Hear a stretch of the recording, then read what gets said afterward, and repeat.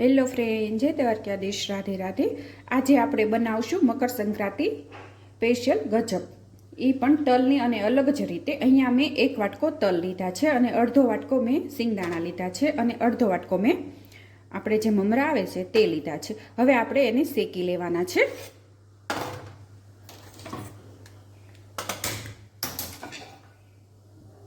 અને અહીંયા મેં કડાઈ લઈ લીધી છે। પહેલાં આપણે તલ શેકી લઈશું અને તલ તમે ગમે એ ક્વોલિટીના લઈ શકો।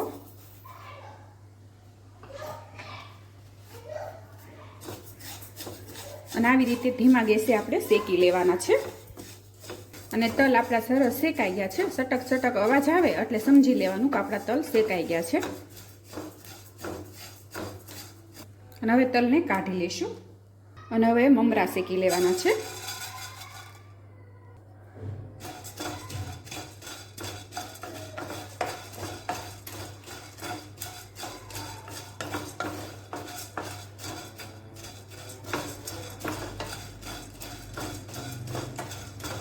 અહીંયા તમે જોઈ શકો છો આપણા મમરા પણ સરસ શેકાઈ ગયા છે। બહુ નથી શેકવાના, ખાલી આપણે આમ છે કડક રીતે થાય ને તેવી રીતે શેકવાના છે।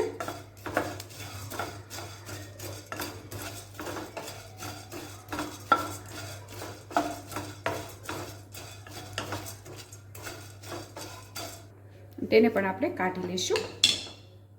અને હવે જે 1 વાટકી આપણે સિંગદાણા લીધા છે એને પણ એવી જ રીતે આપણે શેકી લેવાના છે।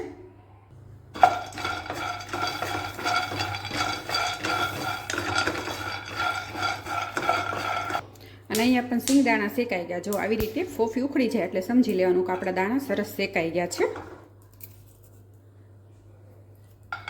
તેને પણ આપણે બહાર કાઢી લઈશું। અને અહીંયા મેં મિક્સર જાર લઈ લીધું છે, તેમાં આપણે જે આ તલ અને મમરા શેક્યા છે ને તે ઉમેરી દેવાના છે।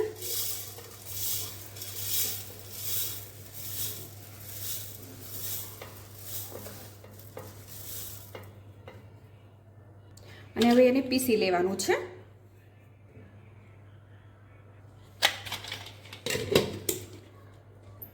અને અહીંયા મેં સિંગદાણાને પણ જુઓ તમે ઉપરથી મેં ફોફી કાઢી લીધી છે અને આવી રીતે મેં પીસી લીધું છે, તમે જોઈ શકો છો। અને હવે આપણે સિંગદાણા પણ પીસી લઈશું। અને અહીંયા સિંગદાણા પણ પીસાઈ ગયા છે અને બધું મિક્સ કરી દઈશું।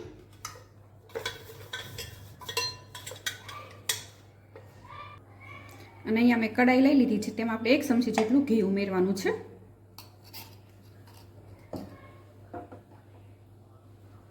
અને અહીંયા મેં 1 વાટકો ગોળ લીધો છે। આપણે જે 1 વાટકો ભરીને તલ લીધા હતા, મોટો વાટકો, તે ભરીને મેં ગોળ લીધો છે, તેને ઉમેરી દેવાનો છે। તમે ગમે એ ગોળ લઈ શકો।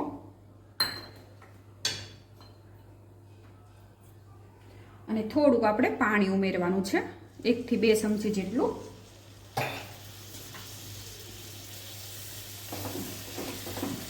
અહીંયા સાહણી નથી કરવાની, આપણે ખાલી ગોળ ઓગળી જાય એટલો જ ગરમ કરવાનો છે।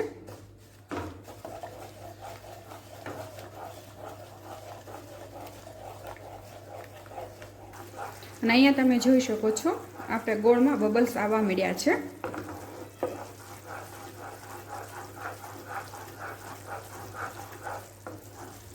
અને અહીંયા આપણું સરસ ગોળ ગરમ થઈ ગયો છે અને બબલ્સ આવવા માંડ્યા છે। અને આપણે એક ખાલી પાયા જેવું તે ગરમ કરવાનો છે અને પછી આપણે જે આ મિશ્રણ તૈયાર કર્યું છે ઉમેરી દેવાનું છે અને ગેસ બંધ કરી દઈશું અને બધું મિક્સ કરી લઈશું।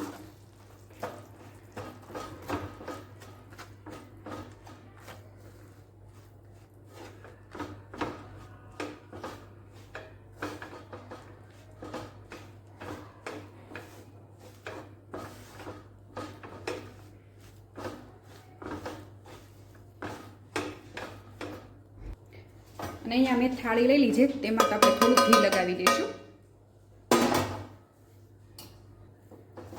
અને અહીંયા તમે જોઈ શકો છો આપણું મિશ્રણ સરસ ભેગું થઈ ગયું છે અને કડાઈ સાથે પણ ચોંટતું નથી।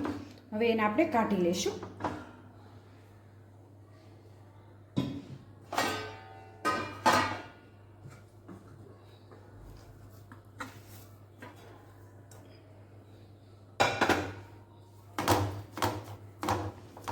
અને અને આવી રીતે આપણે એક થાળીમાં પાથરી દેવાનું છે.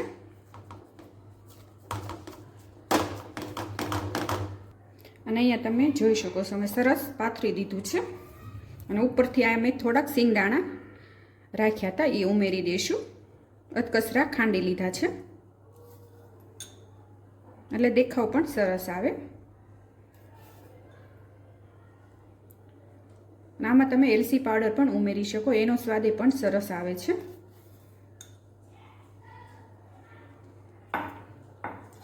અને આવી રીતે દબાવી દઈશું. અને હવે ઠરી જાય પછી આપણે એને પીસ પાડી લેવાના છે. જેટલું તમને જાડું પતલું રાખવું એટલું તમે રાખી શકો. અહીંયા મેં થોડીક જાડી રાખી છે.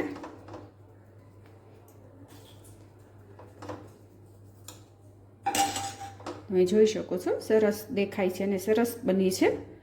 અને ઠરે ને પછી આવી રીતે આપણે પીસ પાડી લેવાના છે, જેમ આપણે સુખડીના ને એના કેમ બનાવીએ છીએ તેવી રીતે.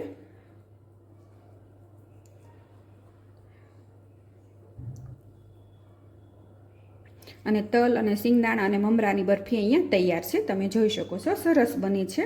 અને મારી આ રેસીપી તમને ગમી હોય તો લાઈક કરજો, શેર કરજો અને સબસ્ક્રાઈબ કરજો. હું ફરીથી મળીશ એક નવી જ રેસીપી સાથે. ત્યાં સુધી જય દ્વારકાધીશ.